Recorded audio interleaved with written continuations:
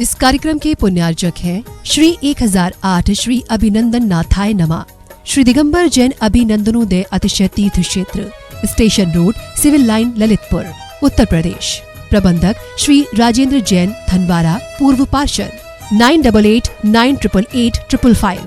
प्रबंधक श्री मोदी पंकज जैन, वरिष्ठ पार्षद, 9450037469। अंतर्गत श्री दिगंबर जैन समाज पंचायत समिति रजिस्टर्ड, ललितपुर, उत्तर प्रदेश। अध्यक्ष इंजीनियर अनिल जैन, अंचल, 9415112333। महामंत्री doctor Akshay Jain Tadaiya, 9415509458। Senior manager Sharad Kumar Jain, Malaya, 7080732808। Bank का नाम सेंट्रल बैंक ऑफ इंडिया, शाखा SVJ Inter College, Lalitpur, Uttar Pradesh, 284403। खाता नाम श्री पार्श्वनाथ दिगंबर जैन अतिशय क्षेत्र, क्षेत्रपाल मंदिर, स्टेशन रोड, ललितपुर। खाता क्रमांक 5269974732। IFSC code CBIN 0283297। आपके द्वारा दिया गया दान 80G एवं 12A में आयकर मुफ्त रहेगा।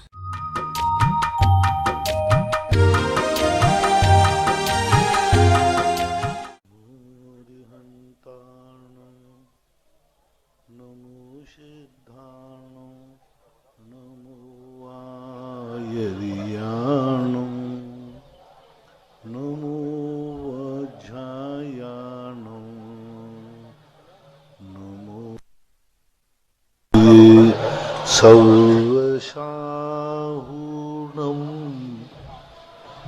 पंच परमेष्टि भगवान के आचार्य श्री गुरुवर कुंद कुंद महाराज के, आचार्य श्री गुरुवर विद्यासागर महाराज के, सुधा सागर जी महाराज की, परम पूज्य मुनि श्री 108 पूज्य सागर जी महाराज की, समस्त मुनि संघ की जय। आज की प्रथम जिज्ञासा में श्रीमती गुरुमाला निर्मल कुमार जैन, रुठिया, जिला गुना, मध्य प्रदेश।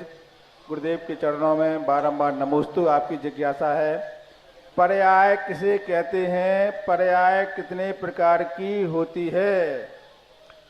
पर्याय का अर्थ होता है द्रव्य जब अपना परिणमन करता है तो उस परिणमन का नाम पर्याय है।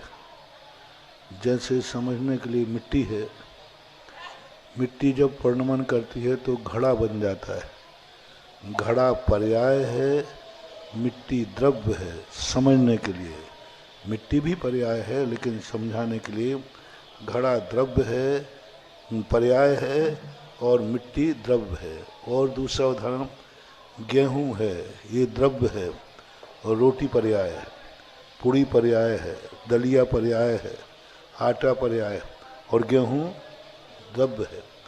जब वस्तु अपना द्रव्य किसी न किसी रूप में परिणमन करता है तो जिस रूप में परिणमन करता है उस परिणमन को पर्याय बोलते हैं। पर्याय दो प्रकार की होती हैं, अर्थ पर्याय और व्यंजन पर्याय। अर्थ पर्याय भी दो प्रकार की होती हैं, स्वभाव अर्थ पर्याय और विभाव अर्थ पर्याय। अर्थ पर्याय जो है निरंतर अगुरु लघु गुण, अगुरु लघु के माध्यम से निरंतर हमारी शक्ति खर्च होती रहती। तो स्वभाव द्रव्य अर्थ पर्याय जो होती है वह अगुरु लघु गुण के माध्यम से निरंतर परिणमनशील होती है। विभाव जो अर्थ पर्याय कहलाती हैं, मिथ्यात्व, कसाय, राग, द्वेष, पुण्य, पाप। ऐसा विभाजन, सबसे अच्छा विभाजन आलाप पद्धति के अंदर किया गया है। आलाप पद्धति में पर्याय का एक अधिकारी दिया गया और वहाँ पर ये लिखा गया स्वभाव अर्थ पर्याय और विभाव अर्थ पर्याय। इसी प्रकार व्यंजन पर्याय होती है। व्यंजन पर्याय भी द्रव्य व्यंजन पर्याय, गुण व्यंजन पर्याय। द्रव्य व्यंजन पर्याय कहलाती है नर नारकादि पर्यायें। ये नर नारकादि जो पर्याय हैं, 84 लाख योनियाँ हैं, ये सब द्रव्य व्यंजन पर्याय है। गुण व्यंजन विभाव गुण व्यंजन पर्याय क्या कहलाती है? जो हमारे जीवन में मति ज्ञान आदि हैं, ये विभाव गुण व्यंजन पर्याय, स्वभाव द्रव्य व्यंजन पर्याय कहलाते हैं। किंचित न्यून, अंतिम शरीर, चरम शरीर जब मोक्ष जाता है व्यक्ति, तो चरम शरीर जो होता है उससे किंचित न्यून आत्मा के प्रदेशों को आकार कहते हैं, उसे कहते हैं स्वभाव द्रव्य व्यंजन पर्याय। जैसे सिद्धों की पर्याय, सिद्धों का जो आकार है वो स्वभाव द्रव्य व्यंजन पर्याय कहलाता है। स्वभाव गुण व्यंजन पर्याय अनंत चतुष्टय केवली भगवान के होते हैं। इस प्रकार के मुख्य रूप से पर्यायों के विभाजन हैं। बाकी पर्याय अनंत होती हैं, द्रव्य अनंत हैं, तो पर्याय अनंतानंत हैं। जितेश बंटी जैन भोपाल, गुरुदेव के चरणों में बारंबार नमोस्तु। आपकी जिज्ञासा है, अपने आराध्य गुरुदेव की जाप किस प्रकार से करनी चाहिए और ओम ह्रीम या ओम अरहम का उपयोग कहाँ करना चाहिए या किस प्रकार से करना चाहिए? उनके नाम के आगे क्या लगाएं? उनके नाम के पहले क्या बोले? ओम ह्रीम ओम भरा, कैसा बोलना चाहिए? अब हम ऐसा कुछ कह नहीं सकते, क्योंकि अलग से किसी साधु आचार्य उपाध्याय के जाप का कोई उल्लेख शास्त्रों में मिला नहीं। सामूहिक तो मिला है, पंच परमेष्टि का नमोकार मंत्र का। अलग से कोई हमें ऐसा कोई जाप शास्त्रों में देखने में नहीं आया, और आचार्य उपाध्याय साधु का एक जाप अलग से कोई मंत्र रूप हो, ऐसा हमें किसी नाम से देखने में नहीं आया। अलग से साधु परमिष्टि का भी जाप देखने को नहीं मिला। अलग से उपाध्याय आचार्य परमिष्टि का भी जाप हमें कहीं भी किसी आगम में देखने को नहीं मिला। पंच परमिष्टि का जरूर मिला और अरहंत का भी जाप मिला, ओम ह्रीम अरहम शांतिनाथ आदि। ओम ह्रीम सिद्ध परमिष्टि का भी जाप मिला, लेकिन आचार्य उपाध्याय साधु का स्वतंत्र मंत्र का जाप मुझे कहीं दृष्टिगोचर नहीं हुआ। इसलिए मैं नहीं कह सकता हूं कि इनके सामने क्या लगना चाहिए। मात पंच परमिष्टि के संबंध में इतना जरूर मिलता है शास्त्रों में कि पांचों परमिष्टि के साथ में हिराम अरहंत के साथ, ह्रीम सिद्ध भगवान के साथ, ह्रूम आचार्य परमाष्टि के साथ, हरोम उपाध्याय परमिष्टि के साथ, और हिरा बीजाक्षर साधु परमिष्टि के साथ, ये पांच बीजाक्षर पंच परमिष्टियों के प्रतीक माने गए। तो इन पांच अक्षरों को ध्यान में रखते हुए हम कह सकते हैं कि ओम ह्रीम ओम ह्राम अरहंत परमिष्टिनी नमः, अरहंत परमिष्टि नमो नमः, अरहंत परमिष्टि नमः। सिद्ध भगवान का भी कह सकते, आचार्य का भी कह सकते, ओम ह्रूम आचार्य परमेष्टिनः नमः। इसी प्रकार उपाध्याय को भी कह सकते हैं। इसी प्रकार ओम ह्रीम ह्रा साधु परमेष्टि का भी नमस्कार मंत्र बना सकते हैं। पर द्राविड़ी प्राणायाम यानी इन बीजाक्षरों से हम उस जाप पर पहुँचे। अलग से कोई जाप आगम में लिखा हो मेरे लिए दृष्टिगोचर नहीं हुआ। अंकित जैन सवाई माधोपुर राजस्थान, गुरुदेव के चरणों में बारंबार नमोस्तु। आपकी जिज्ञासा है, रवि किरणों वाली पूजन कर सकते हैं या नहीं कर सकते हैं? कौन सी? केवल रवि किरणों से। और केवल रवि किरणों की पूजा में भाव तो अच्छे हैं, लेकिन वह ऐसा है कि पैंट के स्थान पर शर्ट पहनी है और शर्ट के स्थान पर पैंट पहना है तो वो पैंट शर्ट ठीक है, पैंट भी सही है, शर्ट भी सही है, अंडरवियर भी सही है, टोपी भी सही है, सब सही है। लेकिन उल्टा क्या हो गया, वो शर्ट पहन ली पैंट के स्थान पर, पैंट पहन लिया, पर इतना सा गड़बड़ हो, वो ज़्यादा गड़बड़ी नहीं है। अब इतने गड़बड़ में मान लो आप पैंट शर्ट पहनते हो ना, तो कल शर्ट के स्थान पर पैंट और पैंट के स्थान पर शर्ट पहनना, और अटा मंदिर से चल करके अभिनंदन तीर्थ पैदल आना, मुझे लगता है कि पूरे ललितपुर के सारे पत्रकार और तुम देख रहे, यही नई फैशन है। बोले भाई ये क्या है? बोले अभी नया पैटर्न निकला है, नई फैशन है। बस ये उन्होंने बिजू का बना दिया पूजा को, केवल रवि किरणों में बिजू का बना दिया। वहां जो वर्णन था 12 भावनाओं को भर दिया, क्रम से 12 भावनाएं अलग चीज है। 12 भावना का तत्व लाना और क्रम से 12 भावना पूजा नहीं हो सकते। पूजा में और 12 भावना में अंतर है।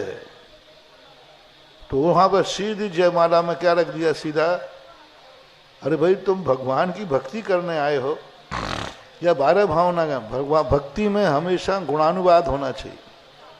भगवान की प्रशंसा और अपनी निंदा, भक्ति के 2 रूप हैं। जिनकी हम भक्ति कर रहे हैं उनकी प्रशंसा गुणानुवाद, और स्वयं की निंदा, ये भक्ति है। अब वहाँ 12 भावना बढ़ गए, 12 भावना भाने, कण कण को जी भर भर देखा, मृक्षम तृष्णा के पीछे मुझको न मिली सुख की रेखा, ऐसे याद है ना? हाँ, केवल रवि किरणों से सर कुछ कहता है, नीचे 12 भावना में आते ना। तो ये सब बातें जो हैं 12 भावना में शोभा देती है। 12 भावना बुरी नहीं है, लेकिन 12 भावना जहाँ भाई जाए वहीं भाना चाहिए। जैसे एक दिन हमने कहा था ना कि तुमने 12 भावना पढ़ी, कहाँ? जब हम आहार कर रहे थे। नव द्वार बहें घेनकारी, हसी देह करे के मैं यारी। अब क्या खाऊं खाक? तुरंत अंतराय कर दूंगा। अब तुम कहो भैया देखो महाराज जी 12 भावना में अंतराय करते हैं। अरे भाई 12 भावना में अंतराय नहीं किया, वो घिनकारी में अंतराय किया है। अब वहां पर 12 भावना नहीं पढ़ी जाएंगी। अब और देख लीजिए, समाधि में पढ़ते हैं, समाधि में। बहुत अच्छा। मान लीजिए आप शादी ब्याह करके तुम्हारा प्रवेश हो रहा है, नागल नागल नागल, मकान का नागल हो रहा है, शादी वो उसी समय पढ़ना, राजा राणा छत्रपति हथियन के असवार, मरना सबको एक दिन। अब क्या करे बताओ? अभी 12 भावना बुरी है क्या? नहीं, लेकिन कहाँ पढ़ना? जब मांगलिक कार्य कर रहे हो, शगुन का कार्य कर रहे हो, उस समय 12 भावनाएं नहीं पढ़ना। 12 भावना पढ़ी जाती हैं घर के नागल पे नहीं, जन्म पे नहीं, शादी पे नहीं। जब वो मर रहा हो तब कहना, रो रहा हो या मैं मर रहा हूं, फिर कहना राजा राणा। तो मरते समय तो शोभा देती है। अब वो जन्म तो हुआ है छोकरे का, जन्मदिन बना रहे हो और तुम 12 भावना है, तो ये सब बातें विवेकहीनता है। लोग इतने ज्यादा, कोई किसी चीज का एक पैटर्न होता है। भक्ति एक बहुत बड़ा पैटर्न है। भक्ति का कंसेप्ट है, सिद्धांत है, कानून है। भक्ति उसी धारा के अनुसार होना चाहिए। 12 भावनाएं भक्तियों में नहीं आना। हाँ, आलोचना आती है, आलोचना में और 12 भावना में अंतर है। आदिनाथ भगवान की पुरानी पूजन आपने देखी होगी। जयमाला में आत्मालोचना में कहाँ कहाँ गया, मैं नरकों में गया, मैं यहाँ गया, मैं यहाँ गया, उन्हीं 12 भावनाओं को उन्होंने स्वयं पे घटा दिया। मैं कहाँ गया, मैं शरीर से ऐसा रहा, मैं ऐसा रहा। ये सारी बातें जो हैं 12 भावना के रूप में ना आकर आलोचना के रूप में आए। मैं शरीर को स्थिर मानता हूँ भगवान, मैं शरीर से यारी करता हूँ, देखो ये शरीर कैसा है, आलोचना हो गई। तो आलोचना तो उस पूजा में सबसे बड़ी चीज है कि कमीज के स्थान पर पैंट पहनाया और पैंट के स्थान पर उन्होंने शर्ट पहना दी। 12 भावनाओं का वर्णन, सीधा पूरी 12 भावना का वर्णन है जयमाला में। और कई स्थानों पर तो ऐसा कर दिया, उनका भाव मैंने पूछा था एक बार उनसे, लेखक से पूछवाया था। सो वो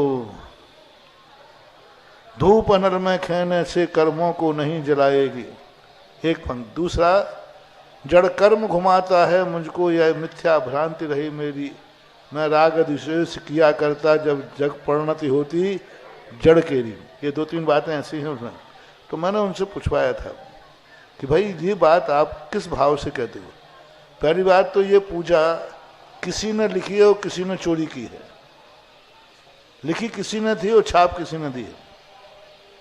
दूसरी बात उन्होंने कहा नहीं, यही है कि हम जो भगवान वो तेरे चरणों, तीसरा पॉइंट है, तेरे चरणों की पूजा से इंद्रिय सुख की ही अभिलाषा, अब तक न समझ पाया मैं सच्चे सुख की परिभाषा। ये उसी पूजा के अंतर्गत है। ये तीन बातों पर बड़ा विचार नहीं है कि धूप अनल में खेने से कर्मों को नहीं जलाएगी। ठीक है, एक अपेक्षा से ठीक है कि धूप खेने से कर्म जल जाए तो सब जल जाए, लेकिन धूप खे करके कर्मों को जलाऊंगा ऐसा आना चाहिए। जब नहीं होता है तो फिर आचार्यों ने धूप लिखी क्यों है, क्या जरूरत पड़ी थी? अष्टद्रव्य में धूप लिखने का अर्थ है उस धूप की प्रशंसा करो। कोई भी द्रव्य हम चढ़ा रहे हैं तो उसकी प्रशंसा करो कि ये धूप जैसे जल रही है ऐसे ही मेरे कर्म जल जाना। लेकिन उन्होंने धूप की निंदा कर दिया, ने पूजा की निंदा कर दी। और अष्टद्रव्य की निंदा करना बहुत बड़ा अपराध है। अष्टद्रव्य की निंदा नहीं की जाती, अष्टद्रव्य वंदनीय है, अष्टद्रव्य वंदनीय है, अष्टद्रव्य पूजनीय है, अष्टद्रव्य मंगल है, अष्टद्रव्य सगुण है। उसकी निंदा कैसे कर सकते हो आप? और आपने निंदा कर दी। तो जैनाचार्यों ने अष्टद्रव्य धूप में रखी है, आप उसकी प्रशंसा कीजिए कि जैसे धूप जल रही है ऐसे मेरे कर्म भी जल जाए। तो उन्होंने अष्टद्रव्य की निंदा कर दी। एक दूसरे तेरे चरणों की पूजा से इंद्रिय सुख की ही अभिलाषा, अब तक न समझ पाया मैं सच्चे सुख की परिभाषा। ये जो पंक्ति है, यह पंक्ति भी मैंने पूछा किस अपेक्षा से? बोले नहीं, भगवान की पूजा से इंद्रिय सुख के अलावा कुछ नहीं मिलता। यदि इसका अर्थ ये निकाल दें कि अभी तक मैंने तेरे चरणों से मात्र इंद्रिय सुख चाहा है, संसार चाहा है, लेकिन आज पता चला कि तेरे सुख से तो मुझे परमार्थ भी मिलता है। तेरे चरणों की पूजा से इंद्रिय सुख की अभिलाषा, अब तक न समझ पाया मैं सच्चे सुख की। आज तक मैं तुझे संसार के लिए पूछता रहा, मैं नहीं समझ पाया कि तेरी पूजा से मुझे आत्मा का सुख भी मिलता है। ये अर्थ निकालते उन्होंने मना कर दिया। नहीं, हमने ये अर्थ नहीं निकला, हमने तो ये लिखा है कि भगवान की पूजा से संसार सुख ही मिलते हैं। तो ये उनका कथन मिथ्या है, बहुत मिथ्या है। इस प्रकार की तीन चार बातें ऐसी हैं और वो 12 भावना की मैंने बता दी। इस अपेक्षा से वह पूजा, लेकिन यदि उसको शांति से बैठ के पढ़ो तो भाव तो लगते ही हैं, ऐसा माना जाए। रूबी जैन गुना, गुरुदेव के चरणों में कोटि कोटि नमोस्तु। आपकी जिज्ञासा है महाराज जी, आपने प्रवचन में बताया तो हमारे लिए एहसास हुआ। आपने बताया कि कभी ऐसे भाव नहीं करना चाहिए कि महाराज जी केवल बड़े लोगों को ही समय देते हैं, विशेष लोगों को ही समय देते हैं। ये हमने गलती पहले कर दी और किसी से ऐसा कह दिया, लेकिन हमने देखा कि आपका वात्सल्य सभी जीवों के प्रति रहता है। अब हमने गलती की है तो हमारे लिए उसका क्या प्रायश्चित करना चाहिए? देखो तुम लोग वो जो तुमने कहा वो है तो सही। बड़े लोगों के लिए मैं तो बड़े लोगों का महाराज हूं, था और रहूंगा, कोई छुपाए नहीं। लेकिन इतना सुधार कर लेना, मैं बड़े लोगों को महत्व इसलिए देता हूं छोटे लोगों के लिए। जो काम छोटे ना कर पाए वो बड़े कर दे में, और लाभ किनको मिलेगा? बस ये है। बड़े लोगों के पक्ष में जब भी कोई साधु जाए, समझ लेना किसी छोटे का उद्धार होने वाला है।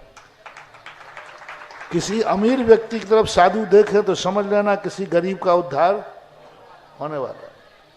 अब तुम बोलो तुम्हारे गरीबों की तरफ देते तो ये अभिनंदन का तीर्थ बन जाता। अमीरों ने अब लाभ किनको मिल रहा है? अब जो अभिनंदन आज भगवान के, बड़े भगवान के दर्शन करेंगे, गरीबों को वर्जित है तो बैठा देते।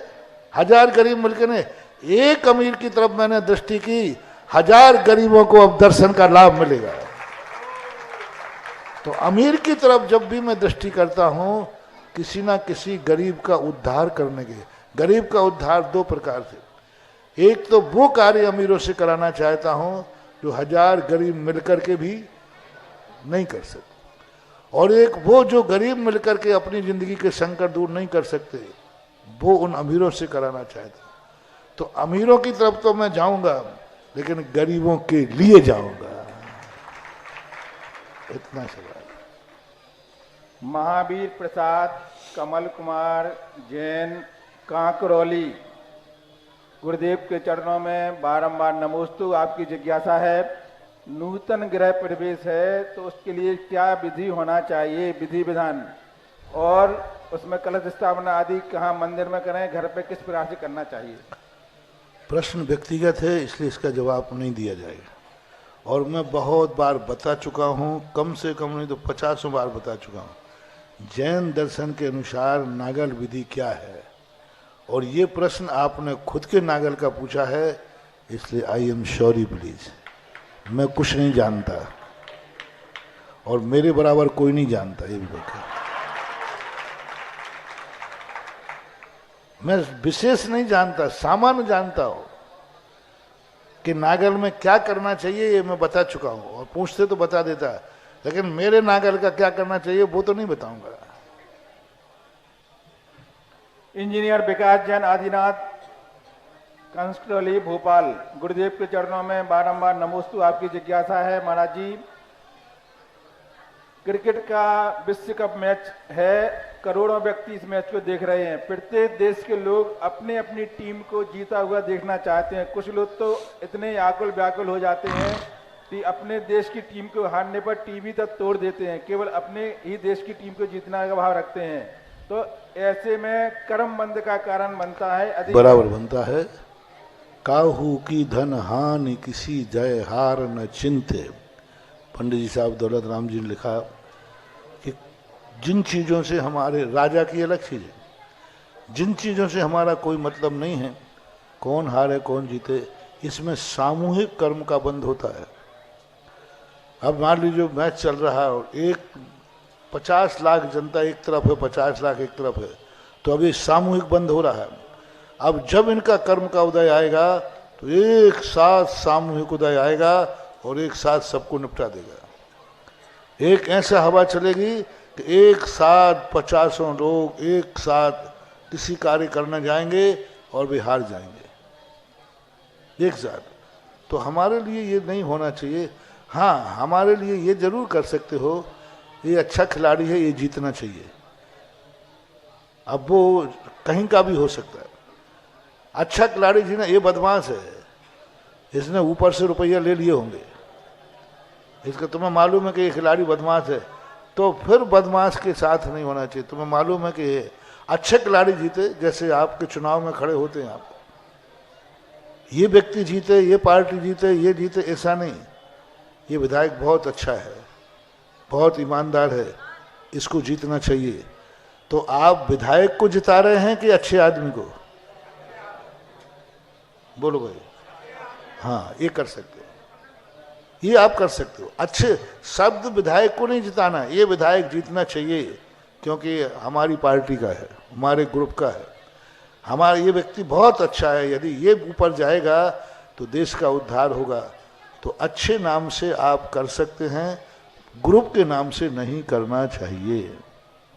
कुंदन कुमार, कुंदन लाल रसिया, मूर्ति पुन्नाजत, देवगढ़ रोड, ललितपुर, गुरुदेव के चरणों में बारंबार नमोस्तु। आपकी जिज्ञासा है, महाराज जी, हम लोगों ने तो मात्र मूर्ति विराजमान की है, वेदी विराजमान की है, लेकिन जिन महान आत्माओं ने बड़ी बड़ी दान राशि दे करके पात्र बने हैं और पात्र बनकर उन मूर्तियों को पूज्य बनाएंगे, हम उनका आभार कैसे प्रकट करें? और इससे बड़ी बात यह है कि जिनमें मूर्तियों को आप सूर मंत्र देंगे, पाषाण से परमात्मा बनाएंगे, तो हम आपका आभार कैसे प्रकट करें, कैसे भक्ति भावना भाई आपके प्रति? देखो, हमारा आभार यही है, हमारी मजदूरी इतनी दे देना कि जिन मूर्तियों को मैं प्रतिष्ठित करूं, उन मूर्तियों का एक बार तुम दर्शन जरूर कर लेना, बस हमारा छुट गया।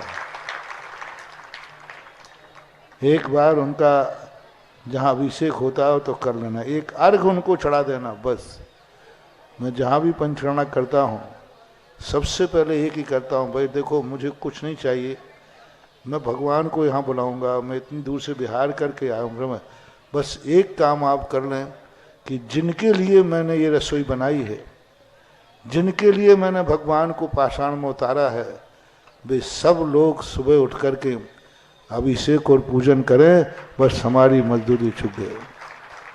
ये बैठे हैं आर के कॉलोनी वाले, नरेंद्र कमल बाबू वगैरह। जब आर के कॉलोनी भीलवाड़ा का मंदिर बना, हमने एक ही बात वहाँ कही थी कि पंचकर्मानक होगा कर दूंगा, लेकिन बस कॉलोनी के लोग यहाँ ऐसा अभिषेक पूजन करें कि हम दूसरे मंदिर में कहीं जाएं तो हम कहें अभिषेक करना सीखना है तो आर के कॉलोनी भीलवाड़ा को सीखो। और उस समय एक एक परिवार को, उस समय कम परिवार थे, एक एक परिवार को बुला करके यही नियम दिया था। और मुझे अच्छा लगा कि आज भी वहाँ वो परंपरा कायम है। शाम का भक्तांबर चलता, सुबह अभिषेक होता। तो क्या चाहते, मैं जब उस मंदिर में जब भी बस ये देख करके बस एक भाव आता है, मेरा प्रतिष्ठा करना सफल हो गया, मैं धन्य हो गया। तुम जैसे साधु को पाकर धन्य होते हो, हम भी कहीं धन्य होते हैं तुम्हें पा करके, ऐसी बात नहीं। जब तुम लोग हमारे जो पर्पस हैं, जब हम प्रवचन देते हैं और उस प्रवचन को तुम मान लेते हो, बस उसी समय हमारा भाव आ गया, मेरा प्रवचन देना सफल। क्योंकि उद्देश्य यही था। हम मंदिर काहे के लिए बना रहे हैं? मैंने पहले ही कहा, भगवान के लिए मंदिर की जरूरत है ही नहीं, भक्तों के लिए आ रहे। और मंदिर में भक्त नहीं आए तो लगता है ऐसा कि हे भगवान, ये मंदिर की प्रतिष्ठा करके मैंने गलती की। और ये ध्यान रखना महानुभाव, तुम्हारे लिए कोई कार्य किया हो और महाराज को पश्चाताप हो जाए कि मैंने ये गलत कर लिया, तो मैंने प्रतिष्ठा करके, बेटा बर्बाद हो जाओगे। क्योंकि आई एम सॉरी प्लीज कैसे कहना पड़ा? मैंने एक बार कहा था प्रश्न में, बेटे को जन्म देते समय, जन्म देने के बाद यदि तुमने ऐसा कार्य किया कि माँ बाप को ये भाव आ गया, इससे अच्छा था कि मैं निपुता रह जाता। मैंने बेटे को जन्म देकर गलती की, मुझे मालूम नहीं था कि ऐसा निकलेगा। जाओ, सैकड़ों भाव तक तुम अनाथ हो गए। ये अभिशाप कट नहीं सकता। दुश्मन का अभिशाप कट सकता है। किसका? दुश्मन कोई बद्दुआ दे देवे, कोई बात नहीं, कोई बात नहीं। कोई दुखियारा बद्दुआ दे देवे, कोई बात नहीं। कोई तुच्छ जी बदवादा देवे, कोई बात नहीं। ये बद्दुआ किसने दी है? तुम्हारे पूज्य पुरुष ने, माँ बाप ने। ये बद्दुआ किसने दी है? तुम्हारे गुरु ने। और गुरु बद्दुआ देता नहीं है, वो तुम्हें नहीं कुछ नहीं कहेगा, वो कहे गलती मेरी है कि मैंने इसको जन्म क्यों दिया। बड़े पिता किसकी गलती मान रहे हैं? खुद की। बस यही सबसे बड़ा अभिशाप है। बड़े लोग कभी तुम्हें बद्दुआ नहीं देंगे, कभी तुमसे नहीं, वो अपनी गलती मानेंगे। हम कभी नहीं कहेंगे तुमसे कि भाई तुमने ऐसा किया, तुमने ऐसा किया, तुमने ऐसा किया, मंदिर बनवा लिया, तुमने ये कर लिया, कोई अभिषेक पूजन को नहीं आता है। मैं बिल्कुल नहीं कहूँगा। मैं क्या कहूँगा भगवान से? भगवान गलती मेरी है कि मैंने समझा नहीं, यहाँ के लोगों से पूछा नहीं, मैंने विचार किया नहीं और प्रतिष्ठा कर दी। ये गलती भगवान मेरी है। यदि गुरु ने ये गलती मान ली अपनी, जाओ बेटा, हो गया, भस्म हो गया, बर्बाद हो गए। कितना ही कर लो, काम तुम्हारे लिए किया है और क्षमा किसने मांग ली? खैर खैर कोई बात नहीं। अभी तक के इस जीवन में ऐसा तो कभी हुआ नहीं है। जय। अभी तक भारत में जितने मंदिर बने हैं, मेरे आशीर्वाद से, मैंने सूर्य मंत्र दिया है, आज तक मुझे उस मंदिर का पश्चाताप नहीं करना पड़ा।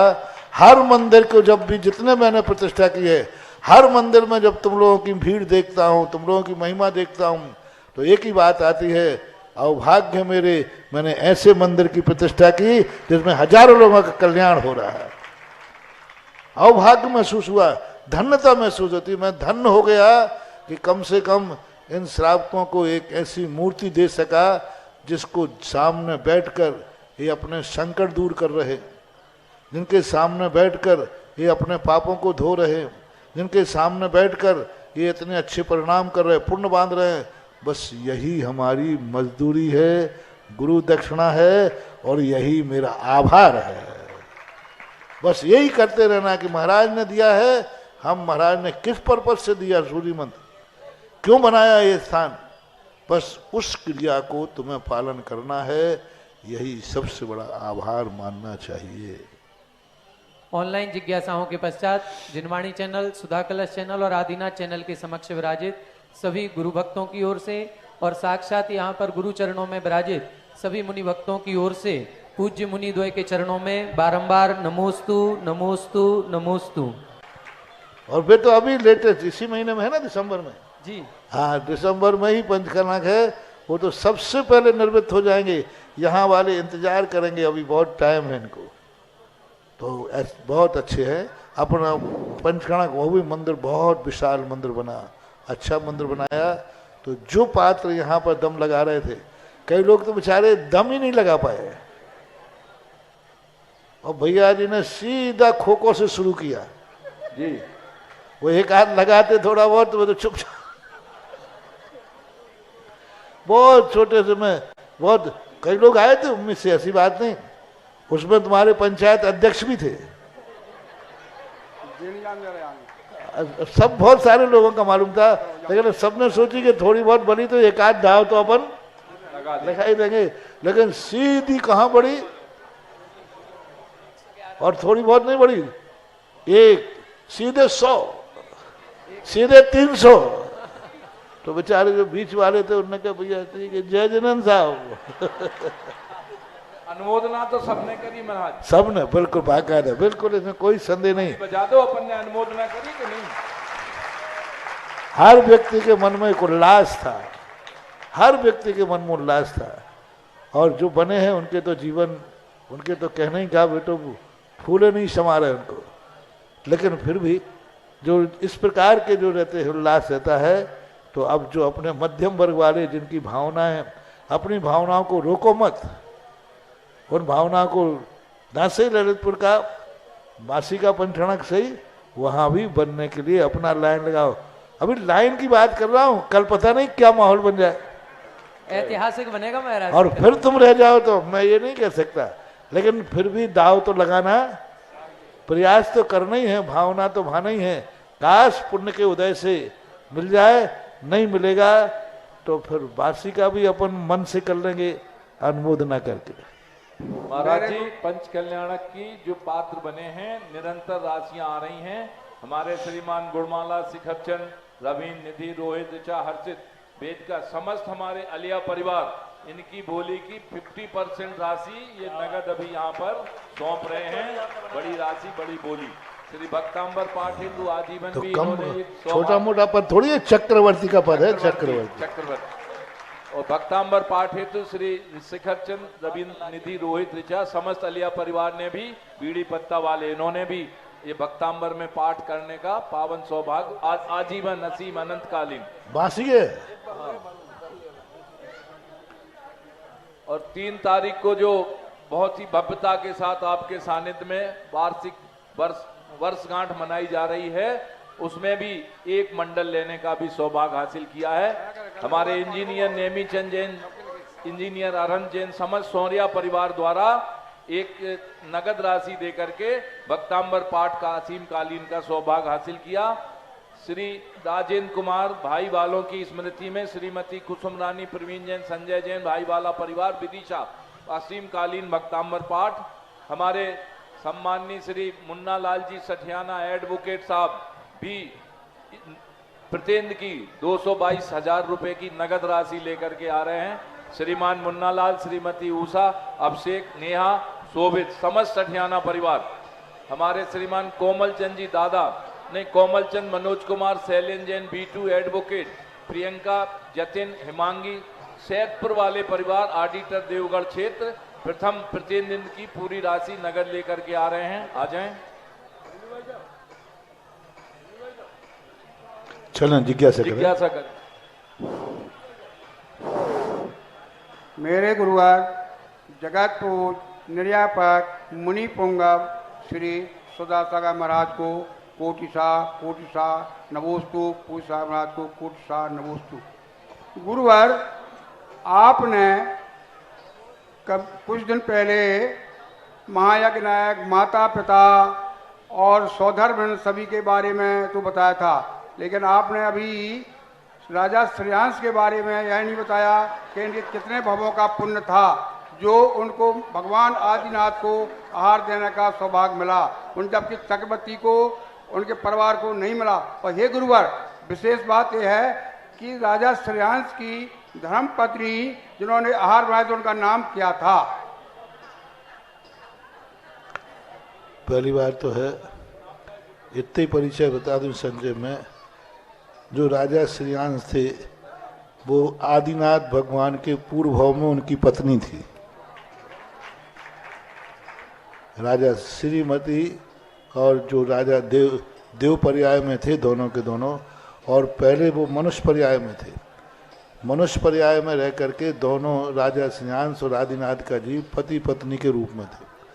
उस समय उन्होंने आहार दिए थे, दोनों ने, राजा आदिनाथ भगवान के जीव ने और उनका, तो दोनों ने मिलकर आहार दिए थे। वही उनको जात में जाकर जो जाति स्मरण हो आया भगवान को देख करके, अरे भगवान के तो पूर्व भाव में मेरे पति थे, मैं पत्नी थी, और हम दोनों ने मिलकर के चारण रिद्धिधारी मुनिराज को आहार दिए थे। ओहो, ये नवदा भक्ति उसी के कारण मिली। और दूसरी बात है, प्रथम जो कार्य करते हैं भगवान का, वो एक भवतारियों का बहुतायत उल्लेख मिलता है। जैसे प्रथम इंद्राणी दर्शन करती है एक भवतारी, सौधर्मेंद्र प्रथम अभिषेक करता है तो एक अवतारी, कुबेर प्रथम समोषण बनता है तो एक अवतारी, और जो आहार देता है वो भी एक भवतारी प्राय देखा गया है। राजा श्रेयांश जो हैं उसी भव में मोक्ष को प्राप्त होते और तीर्थ प्रवर्तक माने जाते। राजा श्रेयांश ने ही, उसके पहले दान का प्रवर्तन नहीं था, इसलिए चक्रवर्ती ने राजा श्रेयांश को दान तीर्थ प्रवर्तक की उपाधि दी थी।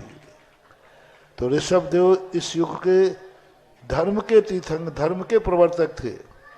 भरत चक्रवर्ती संसार का प्रवर्तक था, राजा श्रेयांश दान का प्रवर्तक माना जाता है। मुख्य यही समझना, बाकी जब आएगा मौका तो और सुना दे। उनकी धर्म पत्नी का नाम क्या था, ये तो कोई बता नहीं पा रहा। सबको पता तो है। अब पत्नियों के नाम तुम ही लोग नहीं लेते तो हम क्या मालूम, तुम नाम क्यों नहीं आता और दान में? अब मैंने जितना मालूम था बता दिया। उनकी पत्नी का नाम होगा कुछ ना कुछ, अब शास्त्रों में ढूंढा। अब मुझे मैं ऐसी बात अब पता करूंगा कि भाई किसी राजा की कहानी पढ़ूंगा, पहले पत्नी का नाम पढ़ लूंगा करूंगा। अब मुझे क्या मालूम कि लोग पत्नियों के नाम भी पूछेंगे।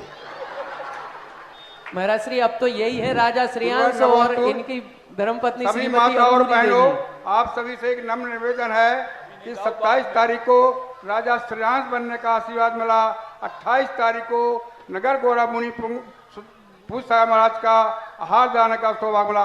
आज आज आज मेरे गुरुवार निरापक मुनि पंगा श्री सुधा साहब महाराज के आहार देने का मेरे परिवार को सौभाग्य मिला।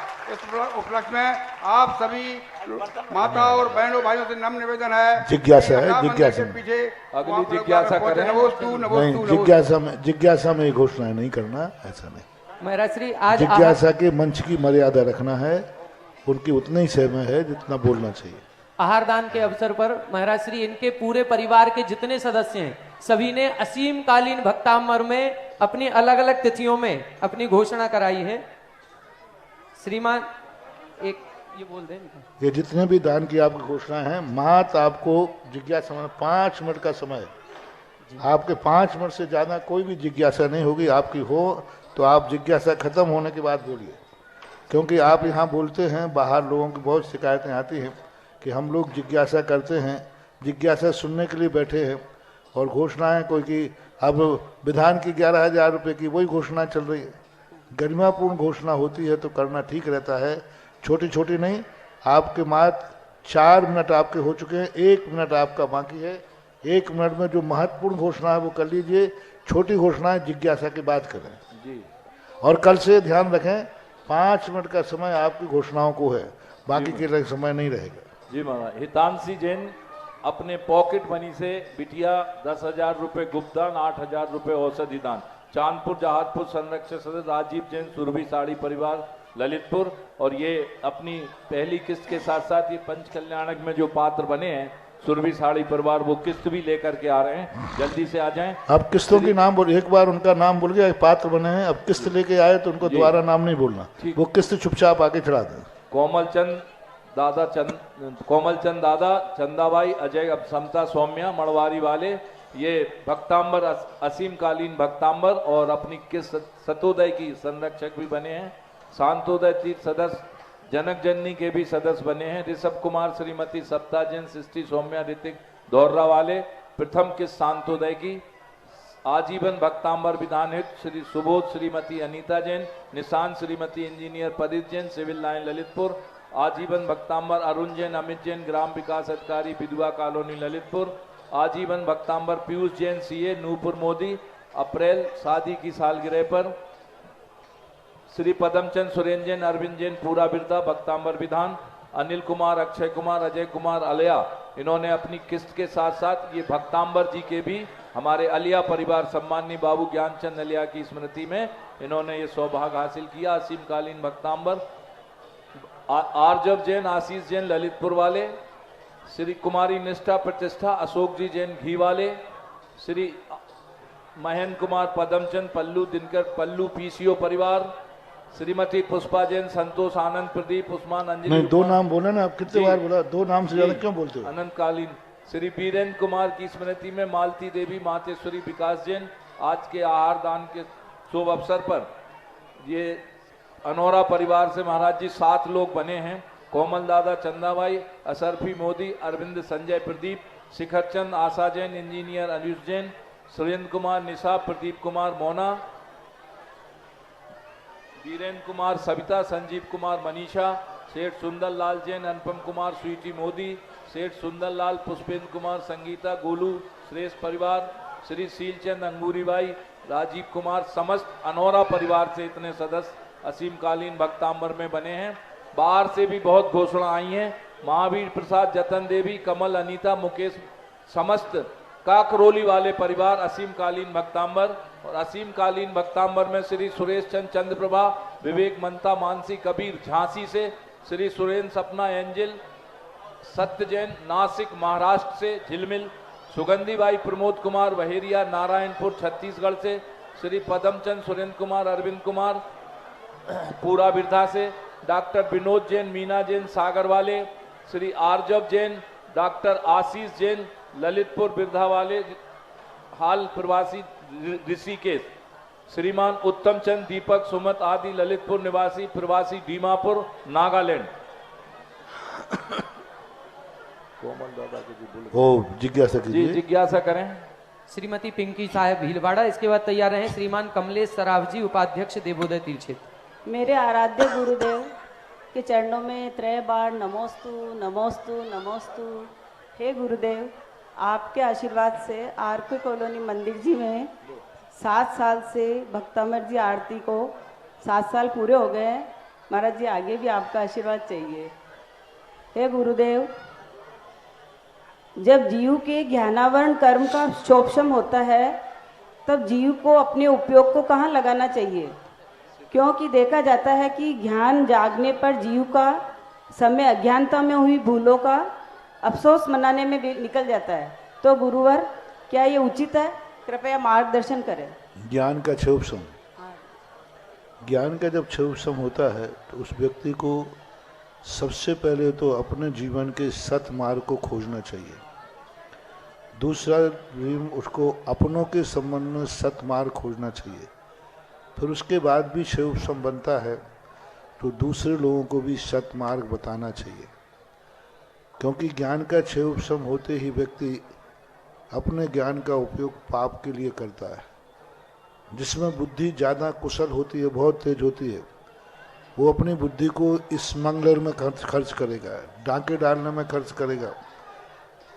जैसे ऐसे लोग हैं, ऐसी ऐसी महाशक्तियाँ हुई। बताते कि वो एक था ना जो अमेरिका में विस्फोट किया था, इतना माइंड था कि जो अमेरिका ये कह रहा था कि मेरे सैटेलाइट सब तरफ लगे हुए हैं, मैं सबको पता कर लेता हूँ ज़मीन के अंदर भी, पर 2 साल उसको भी नहीं खोज पाए। कितना माइंड था। यदि वो माइंड वैज्ञानिक बन जाता और वो माइंड समाज उद्धार में लगा देता, जितने आतंकवादी जिहाद में जितना समय लगाते हैं, झगड़े में समय लगाते, विनाश में, उतना समय यदि जगत के कल्याण में लगा दें तो उनका बहुत बड़ा उपयोग हो जाए। गलत कारण, ज्ञान का क्षोभ बढ़ते ही व्यक्ति अपनी उस कुशलता को गलत कार्यों में लगाता है। और यदि वो इसी कार्य को यदि वो सापेक्ष कर ले कि नहीं मेरे में इतनी हुनर है, मेरा इतना अच्छा कार्य मैं कर सकता हूँ, तो उसको अच्छे कार्य करना चाहिए। और भक्तांबर के लिए 7 साल से भक्तांबर की आरती का शाम को विधान चल रहा है। आर के कॉलोनी में आप लोग संभाल रहे हैं, मेरा आशीर्वाद है। जिज्ञासा करें श्रीमान कमलेश सराफ जी, उपाध्यक्ष देवोदय तीर्थक्षेत्र। इसके बाद तैयार रहें श्रीमती तिलकमती सेठी भीलवाड़ा। दोनों गुरुजी के चरणों में सादर नमोस्तु नमोस्तु नमोस्तु। गुरुवर, हमारी जिज्ञासा ये है कि चौथे काल में साक्षात भगवान विराजमान होते थे, साधु संत भी केवल ज्ञानी होते थे और कई अतिशय होते थे, लेकिन इस काल को पंचमा काल कहा है और अभिनंदोदय से लेके नारेली तक और चबलेश्वर तक कई ऐसे क्षेत्र हैं जहां पे अतिशय हो रहे हैं। और कोरोना काल में हजारों लोगों की जान आवश्यक से शांति धारा से बचाई गई है। कई अतिशय होने के बाद यहाँ पर ये चर्चा है, ये हमारी जिज्ञासा है कि इस चौथे काल में जो साधु संत विराजमान है हमारे, वो ईश्वर नहीं है, भगवान नहीं है, लेकिन भगवान से कम नहीं है। मैं ये जिज्ञासा जानना चाहता हूँ कि इस काल को चौथा काल की जगह जो है 5वां काल कहते हैं, तो इसको चौथा काल क्यों नहीं कहा जाए? मैं कमलेश बाबू की इस प्रशंसा से मैं डर रहा था कि आज कमलेश बाबू ये प्रशंसा कर रहे, पता नहीं इसके बाद वो क्या प्रश्न करते हैं, क्या मांग लेंगे। चौथा काल कोई काल व्यवहारिक काल है। चौथा काल कर लो, इसको क्या बात, उसको हम पंचम कर देते हैं।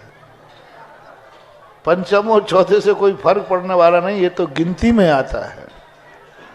उस समय के लोगों की जो चरम सीमा थी, आज अपन बढ़ रहे हैं लेकिन चरम सीमा तक नहीं पहुंच पा रहे। चौथा काल इसलिए प्रशंसनीय है कि जो जिस पर कदम बढ़ा देता था वो अंतिम तक जाता था।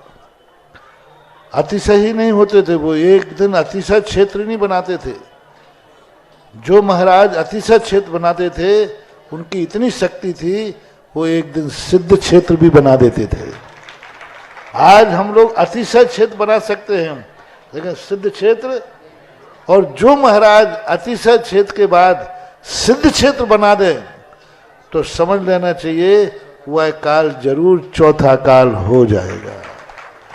अतिशय क्षेत्र तक जो बनाएंगे उसका नाम पंचम काल है, और सिद्ध क्षेत्र जिस काल में बनते हैं उसका नाम चौथा काल है। कमलेश जी, आप बहुत अच्छा प्रश्न है, कितना बढ़िया बंटवारा किया। जिस काल में सिद्ध क्षेत्र बनते हैं उसको चौथा काल, चौथा, और जिस काल में अतिशय क्षेत्र बनते हैं उसको पंचम काल कहते हैं। जिज्ञासा करें श्रीमती तिलकमती सेठी भीलवाड़ा। तैयार रहेंगे श्रीमान अमित प्रिय जी। गुरुदेव, आपके पावन आशीर्वाद से जो सिविल लाइन का मंदिर, वहां पर भूमदान के लिए आपने प्रेरणा दी थी, हमारी महिला जैन मिलन मुख्य शाखा सिविल लाइन ललितपुर द्वारा भी भूदान में 51,000 रुपए की राशि संस्था के सभी सदस्यों ने घोष दी है और नगद राशि यहाँ पर आ गई है। प्रबंधक जी इसे ले लें। जिज्ञासा करें। मेरे गुरुदेव के चरणों में बारंबार नमोस्तु नमोस्तु नमोस्तु। ये गुरुदेव, जो जीव के 5 असाधारण भाव बताए हैं उसमें शैवोपशमिक भाव को कैसे समझे? जीव के जो असाधारण भाव बताए हैं 5, उनमें शैवोपशम भाव को हम कैसे समझें? शैवसम भाव का अर्थ होता है किसी कार्य को कुछ जान लेना, कुछ नहीं जान पाना। मति श्रुत अवधियो मन परिज्ञान ये क्षयोपशमिक है। क्षयोपशम भाव ज्ञानावर्णी में, दर्शनावर्णी में, मोहिनी में और अंतराय में, इन 4 कर्मों में क्षयोपशम भाव होता है। हम पूरा नहीं देख पा रहे हैं साहब, लेकिन देख रहे हैं, ये क्षयोपशम भाव है। हम पूर्ण नहीं देख पा रहे हैं, अधूरा देख रहे हैं, क्षयोपशम भाव है। हम पूरा नहीं जान पा रहे हैं, लेकिन जान रहे हैं, क्षयोपशम भाव है। हम सम्यक दर्शन में पूर्णतः अकाट श्रद्धा नहीं कर पा रहे, लेकिन श्रद्धा कर रहे हैं। हमारा मन 24 भगवानों में, तत्व में एक साम दृष्टि नहीं आ पा रही है, लेकिन हमारा स्वार्थ है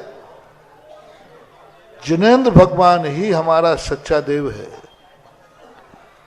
अब ये नहीं आ पा रहा है कि हम जिनेंद्र भगवान से कभी कभी संसार की समस्याओं का समाधान भी मांग लेते हैं। हमारा भाव आता है कि भगवान आपकी भक्ति से हमारा संसार कार्य भी अच्छा चले, तो अब ये क्षयोपशम भाव वाला है। और क्षायक भाव वाला होता तो कहता भगवान संसार तो मैं चला रहा हूं, आप तो आशीर्वाद दो कि मैं आप जैसा कब बनूं और मोक्ष जाऊं। तो सी पर आया है, तब से पूरे देश में, पहले हम लोग सोचते थे सिर्फ ललितपुर के जैन समाज के जो लोग हमारे बीच में रहते हैं, जिनका कोई नहीं है, उनको हम लोग यहाँ वृद्धाश्रम में रखेंगे।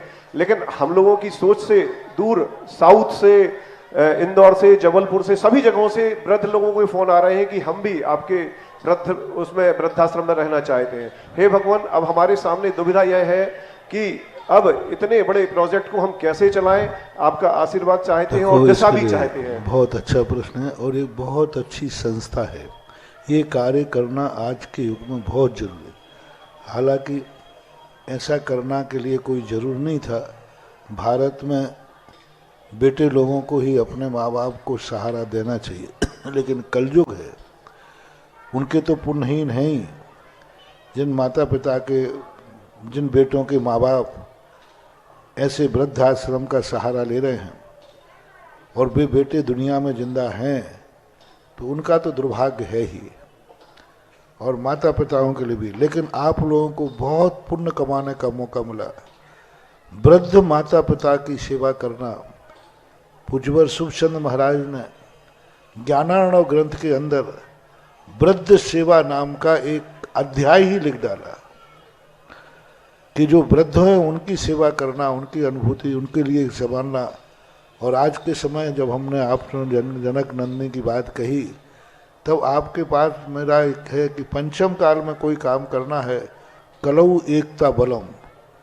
कलिकाल में संगठन ही शक्ति है, क्योंकि एक व्यक्ति में शक्ति नहीं है। इसलिए कोई भी संस्था में जो अच्छे कार्य होते, सबसे पहले मैं एक ही बात कहता, संगठन बनाओ। देखो देवगढ़ का 400-500 का संगठन बन गया, 300-400 का सतोदय का बन गया, अब जनक नंदिनी का भी 100 लोगों का एक संगठन बन गया। और जब संगठन कोई चीज बन जाती है तो फिर संस्था फिर डूबती नहीं है, संस्था हाथों हाथ। अब रही बात आप लोगों को जो सदस्य बन गए हैं अथवा नहीं बने, एक एक वृद्ध को गोद लो। यदि आप अपना बुढ़ापा सुधारना चाहते, यदि आप चाहते हैं कि मेरा बेटा बुढ़ापे में ऐसा नहीं करे कि मुझे भी जनक नंदिनी में जाना पड़े, ऐसा भाव करते हो कि हमारा बुढ़ापा अच्छी तरह बीते, किन किन को उम्मीद है कि मेरा बुढ़ापा आएगा ही नहीं?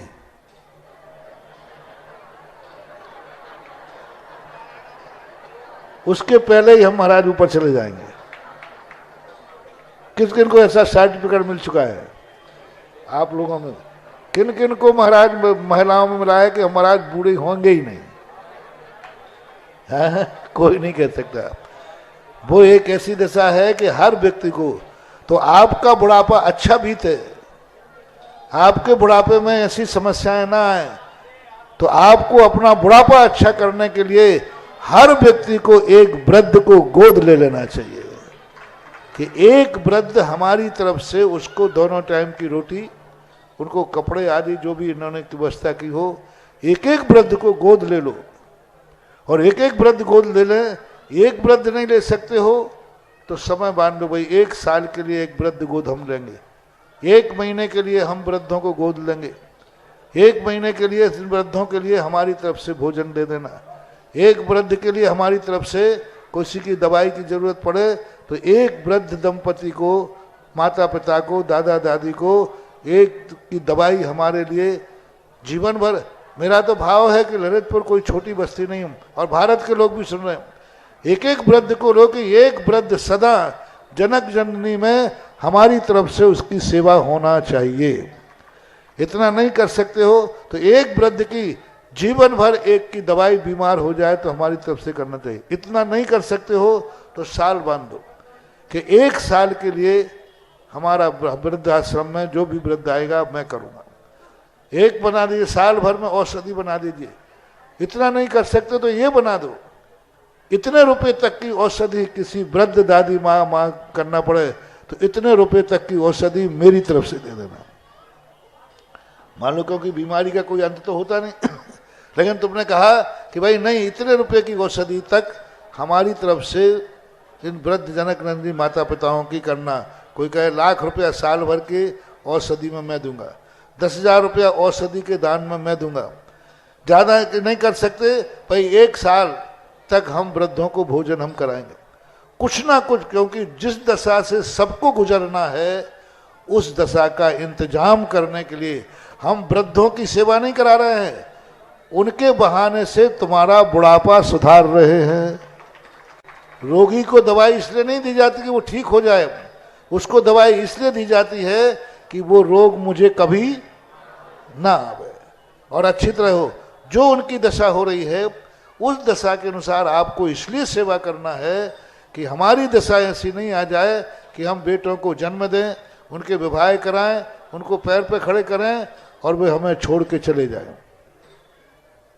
हमें फिर जनक जननी का सहारा लेना पड़े। ऐसा यदि तुम्हें नहीं बचना चाहते हो तो जनक जननी के 1 वृद्ध को गोद ले लो। कोई बड़ी बात नहीं, कोई बड़ी जनक जननी नहीं बनाई इन्होंने, मेरे हिसाब से नहीं बनी है। मेरे हिसाब से तो जब बनेगी जब 1500 जनक जननी बन करके वहां उनकी सेवा हो। भारत का हर वृद्ध माता पिता कहीं का भी हो और इस दरवाजे से लौटाया ना जाए, इस दरवाजे से जो भी आए सबके लिए आइए सेवा है, तब बनेंगे। अभी तो इन्होंने बहुत छोटे बनाया है, इन्होंने अपनी कुवत से बना लिया था, अब आसपास भी उसकी जगह लेकर के इतना बड़ा करो कि सारे भारत के वृद्ध लोग यहाँ आकर उनकी सेवा हो। और वृद्धों का जो आशीर्वाद मिलेगा, ध्यान रखना, वृद्धों का आशीर्वाद जन्म जन्म को सुधार देता है। वृद्धों का और उनका आशीर्वाद जिनका कोई नहीं था उनको ये कर रहे, कितनी बढ़िया 6-7 साल से कार्य कर रहे हैं, जिनको कोई घर में खिलाने पिलाने वाला नहीं है, जनक नंदी से उनको दोनों टाइम की भोजन की व्यवस्था हो रही है और बढ़िया भोजन करा रहे हैं, अच्छी तरह बैठाल के करा रहे हैं। तो ये कार्य समाज में होना चाहिए, इसकी और बढ़ोतरी होना चाहिए। और लोग, आप लोग इनको 100 लोगों का संगठन तैयार हुआ है। अब आप लोगों को ये कहना है, आप तो किसी वृद्ध को जाने मत देना, एक वृद्ध सब गोद ले लो। 10, 25, 50 वृद्ध रख पाएंगे? अभी कितने की क्षमता है? अभी 16 लोगों की 16 लोगों की है। एक वृद्ध को गोद लेकर के और 16 को, और उनको कहो कि बढ़ाओ ये जनक जननी का आश्रम, जितना बढ़ सके उतना बढ़ाना चाहिए। नमोस्तु भगवान, नमोस्तु। राजश्री, एक आप बोल दो उनको। हमारे उसमें 365 दिन संचालन के लिए आवश्यकता है, बहुत छोटी राशि के साथ। अभी 5100 रुपए सदस्यता तो एक अलग है, 100 लोगों की जो 51,000 की है, जिसमें 5 वर्ष में देना है। इसमें 365 दिन के हमने इस हिसाब से डिवाइड किया है कि लगभग 1.5 लाख रुपए एक दिन का इनकम सम हो जाएगा। हाँ, अभी 16 लोगों की क्षमता का हो जाएगा। बहुत सस्ता, इससे सस्ता और क्या चाहिए? वो तो आज ही पूरा कर दो भाई इनका 365 सदस्य। 365 सदस्य, 5100 रुपए, जिसमें आप किसी भी जन्मदिन पे 5100 रुपए एक दिन के है ना? एक दिन का हाँ, तो एक दिन के 5100, 365 सदस्य करो, कोई बड़ी चीज नहीं। 16 दंपति की तो सेवा ही करना है और आप इसके लिए सब करिए। और 365 सदस्य पंचरण के पहले ही घोषणा कर करके जनक नंदी को मजबूत कीजिए। जी महाराज जी, नमोस्तु। जनक जननी वृद्धाश्रम में 2 नाम आए हैं, नरेंद्र कुमार तिलकमती और श्री कमल नयन साय। ये दो नाम आरसी ब्यास ये कॉलोनी सदस्यता के लिए भीलवाड़ा, आए हैं। और दोनों भीलवाड़ा से नाम आए हैं। और श्री रविंद्र जैन अलिया का 4 दिसंबर के लिए उनकी तरफ से है। साथ में पदम चंद जैन पल्लू भाई साहब ने भी एक दिन का 5100 के लिए एक दिन बुक किया है। इसमें हमारा जैसा अन्नपूर्णा प्रति वर्ष के है ना, प्रति वर्ष उस तारीख में चलेगा महाराज जी। जैसे जन्मदिन है, शादी सालगिरह है, आपको आजीवन एक दिन अपना शादी सालगिरह, जन्मदिन या पुण्यतिथि। सभी लोगों का जन्म हुआ था कि आकाश से आए थे? तो सब लोग अपने अपने जन्मदिन पर दुनिया की पार्टी मनाते हो, चॉकलेट बांटते हो, होटलों में जाते हो। अरे जन्मदिन ऐसा मनाओ कि वृद्धों के आश्रम की बनाओ। हर व्यक्ति अपने जन्मदिन की तारीख पर एक वृद्ध आश्रम की सेवा करे। शादियां तुम्हें हुई है कि उठा के ले आए हो? बोलते नहीं हो? हमारा करिए श्री राजेंद्र तो थनवारा अपनी शादी की सालगिरह मनाओ कि हमारी शादी की सालगिरह पर एक दिन सारे वृद्धों की सेवा होगी। 5100 रुपया तो आजकल यूं पान में थूक करके फेंक देता है सड़क पे। और इसमें इतना बड़ा कार्य हो रहा है कि 365 सदस्य के बनना चाहिए और इसको आगे बढ़ाएं। चलें। सतोदय सेरोन जी के लिए अरविंद कुमार सतगता वाले, इन्होंने भी इसकी प्रथम किस्त यहाँ दी है। और अभी घोषणा नहीं करना है, सुना है 51 वाले की, आप लिस्ट बना के रख लो जी, यही कह दिया, पहले ही कह दी। और असीम कालीन भक्तांबर में अनुराग सिंह, प्रियंका सिंघई, महेंद्र कुमार, अविनाश अब्बू भक्तांबर पाठ में इन्होंने 1 2 3 तारीख 2 नाम आए हैं महाराज जी। सिंघई परिवार गदियाना।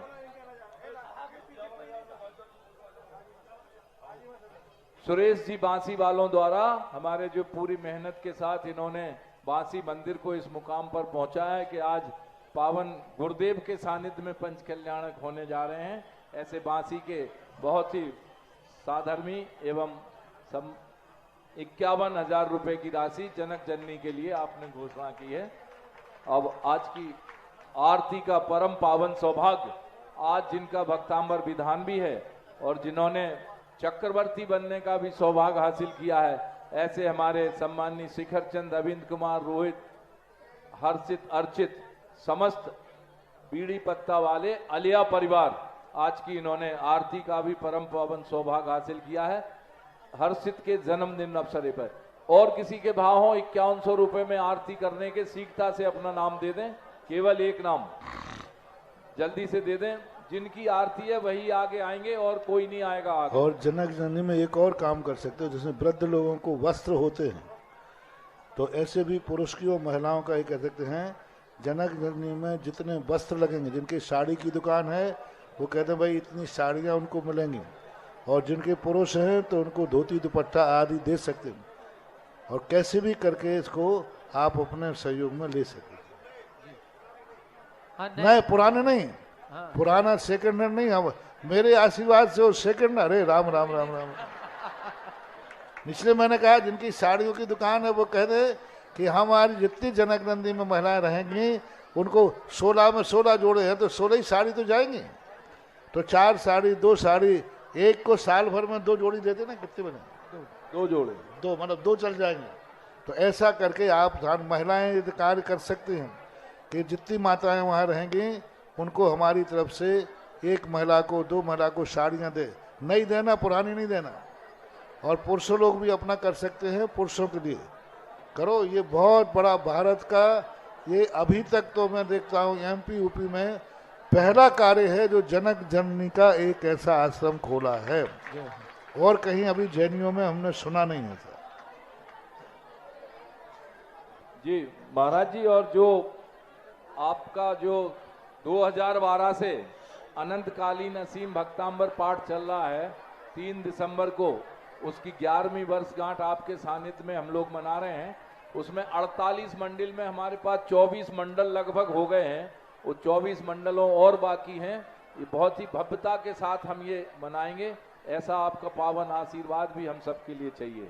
हाँ, साल भर में जितने लोगों ने भक्तांबर किया उस दिन सब शामिल हो जाओ, क्योंकि उस दिन विशेष आशीर्वाद मिलेगा।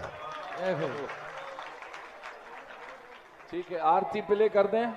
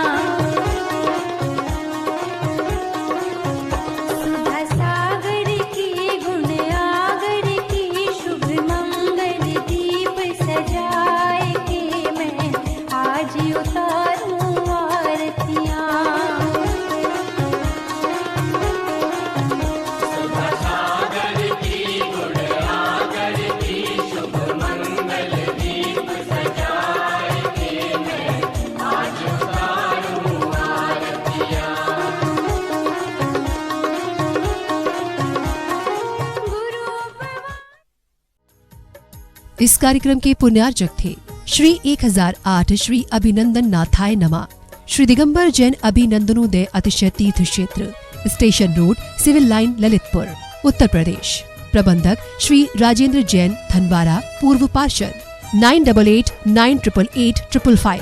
प्रबंधक श्री मोदी पंकज जैन, वरिष्ठ पार्षद, 9450037469। अंतर्गत श्री दिगंबर जैन समाज पंचायत समिति रजिस्टर्ड, ललितपुर, उत्तर प्रदेश। अध्यक्ष इंजीनियर अनिल जैन, अंचल, 9415112333। महामंत्री doctor Akshay Jain Tadaiya, 9415509458। Senior manager Sharad Kumar Jain, Malaya, 7080732808। Bank का नाम सेंट्रल बैंक ऑफ इंडिया, शाखा SVJ Inter College, Lalitpur, Uttar Pradesh, 284403। खाता नाम श्री पार्श्वनाथ दिगंबर जैन अतिशय क्षेत्र, क्षेत्रपाल मंदिर, स्टेशन रोड, ललितपुर। खाता क्रमांक 5269974732। IFSC code CBIN 0283297। आपके द्वारा दिया गया दान 80G एवं 12A में आयकर मुफ्त रहेगा।